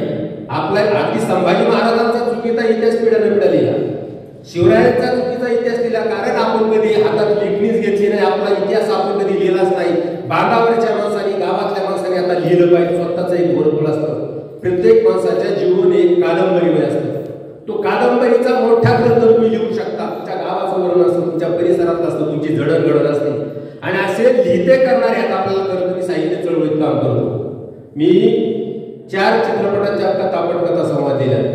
मी लावण्या लिहिलेल्या तुम्हाला सांगतो. माझ्या लावण्या अकलूजच्या लावणी स्पर्धेत पहिल्या आहेत. उत्तरा केळकरनी माझ्या लावण्या गायल्या. मी अभंग लिहिले. आळंदी ते पंढरपूर 1200 अभंग मी लिहिले. मी तर म्हणलं 5000 अभंग मला लिहायचे. म्हणलं का 5000 काय द्यायचे? तुकाराम महाराजांनी कमी लिहिले, तुम्ही जास्त. म्हणलं अडचण आली पुढं. असे 10 तुकाराम तयार झाले तर समाज आणखी पुढे जाईल ना. पण ओवी पाठी करील कोणी ओवी, ज्ञानेश्वरी पाठी करील कोणी ओवी, मराठीत दोन नरोटी झालं. म्हणजे त्याच्यापेक्षा 10 शिवाजी तयार झाले, बिघडलं का? 10 संभाजीराजे तयार झाले, समाज आणखी पुढे जाईल. पण आपली मानसिकताच गुलाम करून ठेवायची, ही दुबळी करायची. मनुसंस्कृती पिढ्याची होती आणि ती बाजूला करायचं काम या संत संप्रदायाने केलं, वारकरी संप्रदायाने केलं, फुले शाहू आंबेडकरांच्या विचारधारेने केलं. पण अजून आपण कधी दबलेलो आहोत. कधी होत नाही स्पष्ट. आताचं वातावरण जर पाहिलं तर आपण म्हणतो की महात्मा फुलेंच्या वेळेस किंवा डॉक्टर बाबासाहेबांच्या आंबेडकरांच्या अगोदरच्या काळात समाजामध्ये जाती व्यवस्था अंधश्रद्धा भरपूर होती. त्या काळात गुलामगिरीत माणसं जगायची. त्या काळात शिकलेली कमी माणसं होती. त्या काळात मनुस्मृतीच्या ओझ्याखाली दडलेली माणसं, जातीने विभागलेली माणसं अन्याय सहन करायची. त्यावेळेस नाही. आता स्वतःला राजन मानणारे, स्वतःला भक्कम राहणारे गले लट्ट माणसं ज्यावेळेस गुडघ्यात रागत जाऊन हजेरी लावतात राजकारणासाठी, त्यावेळेस ती मानसिक गुलामीची. बोलणार तरी आपण धाडस का होत नाही. ही वस्तुस्थिती आपण कधी मांडणार नाही, आपण स्वीकारणार नाही. खरं तर अनेक गोष्टी आहेत बोलण्यासारख्या. आपण साहित्य लिहायचं तरी कशाला, कविता कशाला लिहायच्या? माणसाशी आणि वस्तू होणार नसेल तर लिहायचं कशाला? माणसं वागणार नसेल. हे सगळं करून जर एक माणूस तयार झाला तर ते गावाचा सुनीतासारखा एक चांगली लेखिका इथे तयार होती, कविता लिहिते. या गावाचा इतिहास, त्या गावाचं नाव पुढे जाणार आहे. आणि हा इतिहास तुम्ही गेलं तरी पिढ्याचा इतिहास हा लिखाणातून जिवंत राहतो. माणसं जातात येतात. तुकाराम महाराज गेले, ज्ञानेश्वर गेले, सगळे गेले, पण त्यांनी लिहिलेला इतिहास जिवंत राहतो आणि साहित्य जिवंत राहतं. आणि जिवंत राहण्यासाठी कमीत कमी साहित्यातून ते मांडावं लागेल. गाव इथली जी पांढरी माती आहे ना, त्या येळावी गावातली पांढरीचे ढीग होते. मी बरेच सहज पाहिलं. बऱ्याच ठिकाणी उकारली, गाव असं लेवलला दिसत नाही. की पांढरी काय प्रकारे माहिती? पांढरी माती आपण शेतामध्ये शेती करतो तिथं पांढरी माती दिसते का? नाही. फक्त गावामध्ये जिथं लोकवस्ती असते तिथंच पांढरी माती असते. आणि ती पांढरी माती होण्याची कारण की पूर्वी लोक एकोप्याने राहायची, भीती असायची, थोडं चोरा चिटकायची, त्यावेळेस स्वाऱ्या व्हायच्या, गावं लुटली जायची. मग त्यावेळेस एकोप्याने गाव राहायची. गावाच्या कडेने भिंत असायची. प्रत्येक गावाला एक चौफेर असा भिंत बांधलेला असायच्या पूर्वीच्या काळात. आणि एक वेस असायची आणि एक बाहेर जाणारी एक आत येणारी अशी वेस. तर त्याचं कारणच नाही की गावाचं संरक्षण व्हावं, सगळी लोक एकत्रित राहावी. पण त्याच्यामुळे व्हायचं काय की घर बांधलं, 100 वर्षात ते घर पडायचं. त्या काळात काय जी शेती पकडली नव्हती, त्या काळात येणारी पिढी तसं सपाट करायची, त्याच्यावर परत दुसरं घर बांधायची. त्यानंतर 200 वर्षांनी परत ते घर पडायचं. त्यानंतर पुढची पिढी आहे की ते विकलं गेलं तर दुसऱ्या माणसाला त्या गावातच राहावं लागायचं. त्यामुळे तिसरं घर त्याच्यावर व्हायचं. आणि असं करत करत करत करत ते उंच मातीचे जिथं मनुष्य लोकवस्ती असते तिथंच फक्त पांढरीची माती निर्माण होती. आणि ज्या गावात त्या विरगळ असतात, तुमच्या गावात 100% असते मला दिसली नाही. मी ती मंदिर पाहायला गेलो, पलीकडचं पडलेलं मंदिर बघा, अर्धच सिमेंटच्या ह्याच्यात बांधले आणि खाली मोठमोठ्या शेळ्या आहेत गडीव. तर मला वाटतं 1000-1200 वर्षापूर्वीचं मंदिर आहे ते, जुनं पडलेलं. कोणते शंकराचं काय ते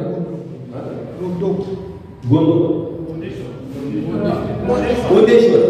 तर ते मंदिर बघा तुम्ही. कारण मी ज्या परिसरात राहतो पहिलं बुलेश्वर आमचं, तुम्ही पहिलं दादा माहित असेल, त्या बुलेश्वरवर 15 वर्षापूर्वी पहिलं पुस्तक मी लिहिलं की लोक यायची म्हणजे काय ना प्रसाद गायब होतो. पण ते पुण्याचं वेरूळ असणार बुलेश्वर मंदिर तुम्ही कधी पाहिलं, पुण्याजवळ आहे, माळशिरस नावाचं गाव, तेच माझं गाव आहे तिथं. तर मी ज्यावेळेस लिहिलं त्यावेळेस ती मंदिरातली शिल्पकला तुम्ही बघा, 1000 वर्षाचा जुना इतिहास, रामायण महाभारताचा सगळा इतिहास त्यातून त्या शिल्पामधून आपल्याला पाहायला मिळतो. पूर्वीच्या काळात काही शब्द नव्हते वाचायला, शिकलेली लोक नव्हती. शिल्प रामायण तुम्हाला कळायचं कशावर? त्या शिल्पामधून. राम रावणाचा युद्धाचा प्रसंग असेल किंवा महाभारताचा प्रसंग असेल, प्रसंगावरून आपल्याला त्या कथा कळायच्या. आणि आता तर आपण शिकलेलं, म्हणून मला वाटतं की शिकलेलं साहित्य खरं तर हे सुनीता लिहिलं छान झालं. खरं तर माझ्या महात्मा फुले साहित्य संमेलनाला अनेक वेळा सुनीता आलेली, तिकडं संभाजी महाराज साहित्य संमेलनाला मी आलेली सासवडला. पुण्यामध्ये कात्रजला युवा मराठी राज्यस्तरीय साहित्य संमेलन मी गेले 2 वर्ष गेलो.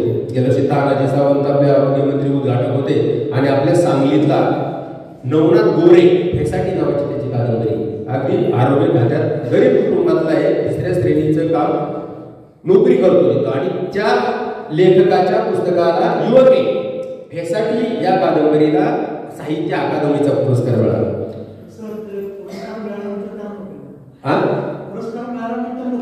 हा पुरस्कार मिळाला त्या पुस्तकाला, म्हणून नोकरी मिळाली. तर ते गेल्या वर्षी त्या नवनाथला मी म्हटलं युवा साहित्य संमेलनाचा पहिला अध्यक्ष तुम्हाला करायचा. मी नवनाथला फोन करून पहिल्या साहित्य संमेलनाचा अध्यक्ष पुण्यामध्ये गेलो. मी माणसं हेरतो परिसरामध्ये, खरं ते आष्टाचं आहे ना, त्या आष्ट्यामध्ये मला वाटतं 15-16 वर्ष झाली असते. 3 दिवस व्याख्यानमाला असते, चामुंडा देवीची काहीतरी यात्रा असते ना तिथं आष्ट्यात. तर त्या यात्रेत खरं तर असं देऊळ होतं, आणि त्यावेळेस माझा 1 दिवस होता, नारायण सोनवणे होता, भाऊ शिंदेचा 3 दिवसाची का 4 दिवसाची व्याख्यानमाला होती. आणि ज्ञानेश्वर कुळीने खरं तर ते जुळणार होते. ज्ञानेश्वर कुळी अनेक वेळा त्या अंकलपूरचे ज्ञानेश्वर कुळी अतिशय चांगला कवी, आणि त्या सासूरच्या साहित्य संमेलनात ज्ञानेश्वर कुळींना आम्ही अनेक वेळा बोलवलं. माझ्या अगदी घरगुती संबंध. तर ही कवी मनाची माणसं समाजामध्ये काम करतात, आणि ते लिहितात, तो जिवंत इतिहास पुढच्या पिढीला करत जात असतो. म्हणून आपण कायम साहित्य आणि कवितेपासून लांब राहिलेल्या माणसाने पुन्हा एकदा साहित्याकडे जाण्यासाठी साहित्य चळवळ सुरू करावी लागेल. आणि ताईंनी मागाशी सांगितलं की लोक वाचत नाही. तुम्ही बघा, मुलं तुमचे दिसते व्हॉट्सअप आणि फेसबुकवर सगळं त्याच्यावरच असतात. तुम्ही टीव्हीवर असणारी फेसबुकवर वाचणारी किती लक्षात राहतं तुमच्या? तुम्ही विश्वास पाटलांची पानिपत वाचा, शिवाजी सावंतांचे मृत्युंजय वाचा, कोणतंही पुस्तक वाचा. तुम्ही हे ना तात्या हे पुस्तक तुम्ही वाचा, छोटे खाली पुस्तक आहे 40 पानाचं आहे. हे पुस्तक निवांत तुम्ही रोज 4-4 पानं वाचा, आणि ती बारकाईने वाचलं तर तुमच्या मनामध्ये ती कथा, खरं तर सुनीता बोलत असताना मला वाटतं की कथाकथन आमच्याकडे आप्पा होत आपल्या इथल्याची जागीची पन्हाळ्याची आप्पाला मी अनेक ठिकाणी त्यावेळेस कथाकथनाच्या कार्यक्रमाला संमेलनाला बोलवत होतो. तर ते कथाकथन हा प्रकार, ही कथा सुनीतानी वडिलांच्या विषयीचं जे प्रेम आहे त्या पुस्तकात मांडून ही कथा आपल्यापर्यंत पोहोचवण्याची, ही कथा तिची एकटीची नाही, तुमची सगळ्यांची कथा आहे. सगळ्यांच्या बापाचंही जगणं आहे, तिने ते शब्दबद्ध केलं, आपण केलं नाही. खरं तर पुणे विद्यापीठाचे माजी कुलगुरू नरेंद्र जाधव यांचं मी आणि माझा बाप या नावाचं पुस्तक आहे. आणि काय बाप असतो ना, त्याचं आपलं जीवन त्यांनी बापाच्या ह्याच्यावर मांडलेले.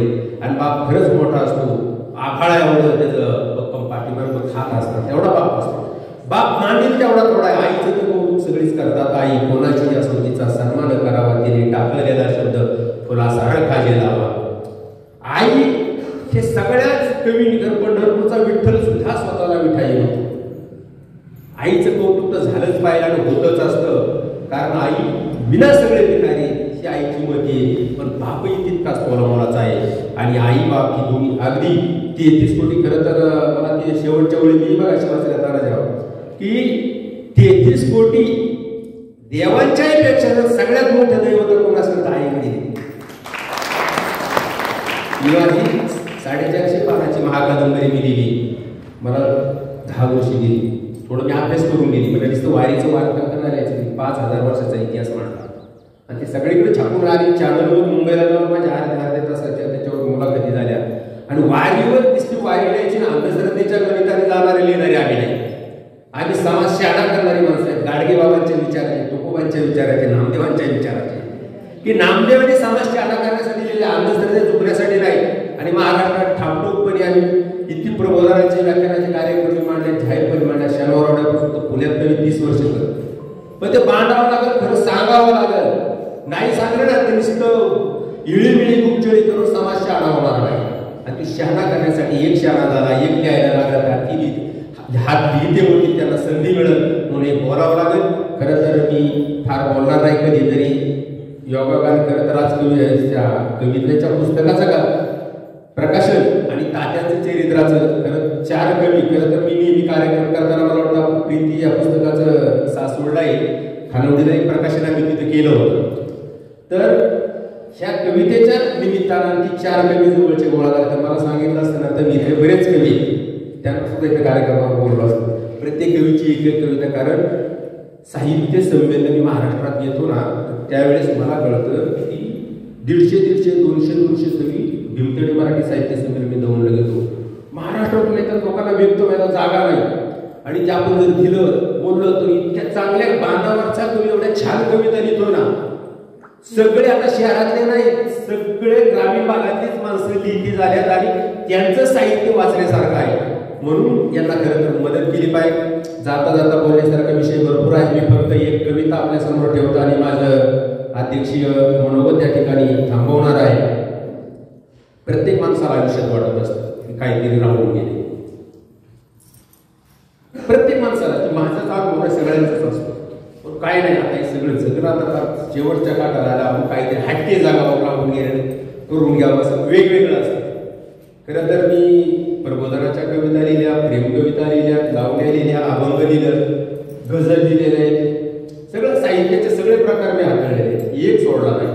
पण काही नाही, माणसाला प्रत्येकाच्या जीवनात वाटत असते की काहीतरी राहिलंय. म्हणून वळणार आहे नावाची माझी कविता. वळणार आहे. नको आता सरळ चालणे, मी थोडा थोडा वळणार आहे. बरं झालं.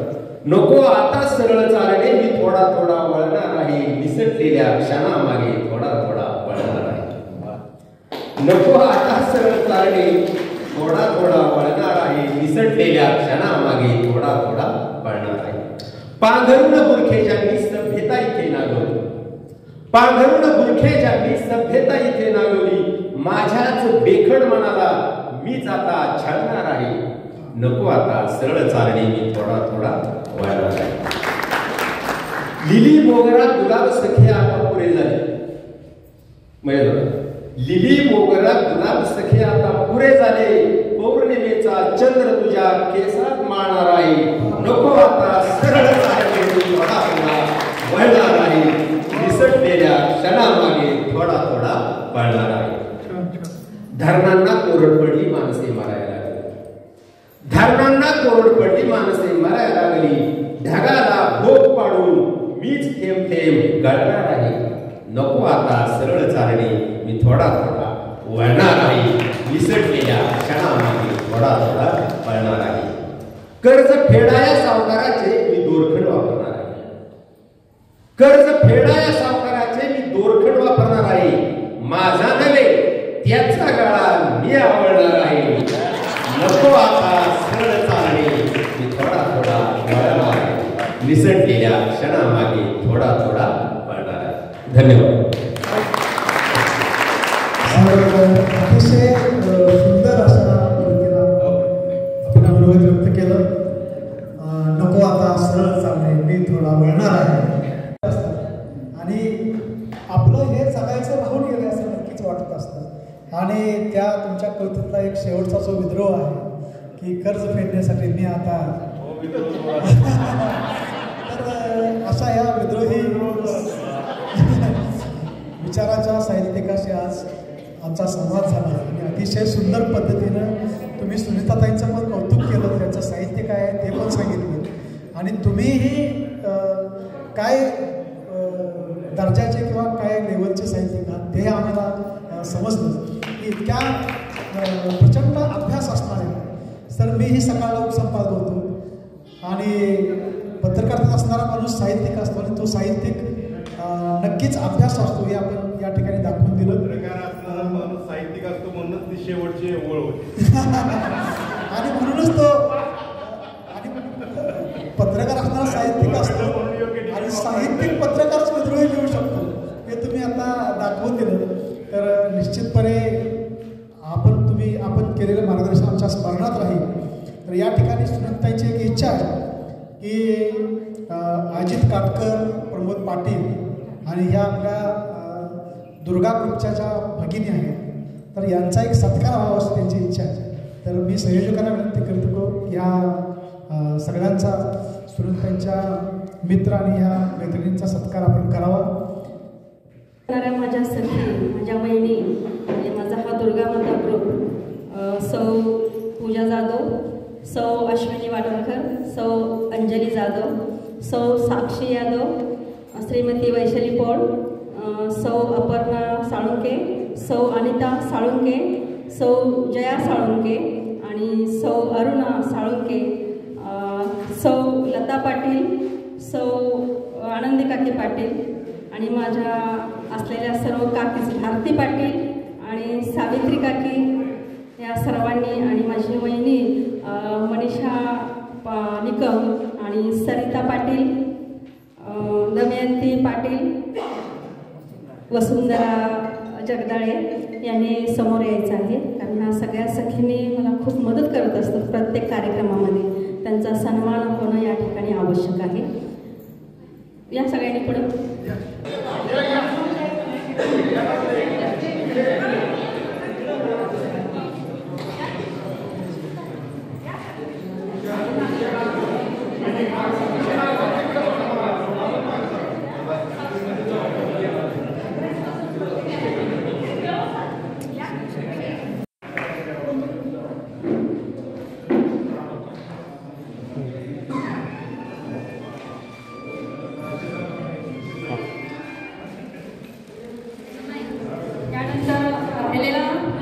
सर्वांचा सत्कार घेताना मला अतिशय आनंद होत आहे. आणि सदैव साथ, या सर्वांची सदैव साथ. या कार्यक्रमाचे फोटोग्राफर सुद्धा प्रशांत सावंत हा नेहमीच माझ्या एका शब्दावर सगळे कार्यक्रम रद्द करून. आपण सर्वजण या ठिकाणी उपस्थित राहिला. आपण सर्वजण प्रमुख पाहुणे या ठिकाणी आलो. सगळ्यांचं आभार मानतो आणि विशेषतः महिला भगिनी या ठिकाणी मोठ्या संख्येने उपस्थित राहिल्या त्याबद्दल आपल्या सर्वांचा आभार मानला आणि पुस्तकाचं प्रकाशन झालेलं आहे. हा कार्यक्रम संपला असं जाहीर केला.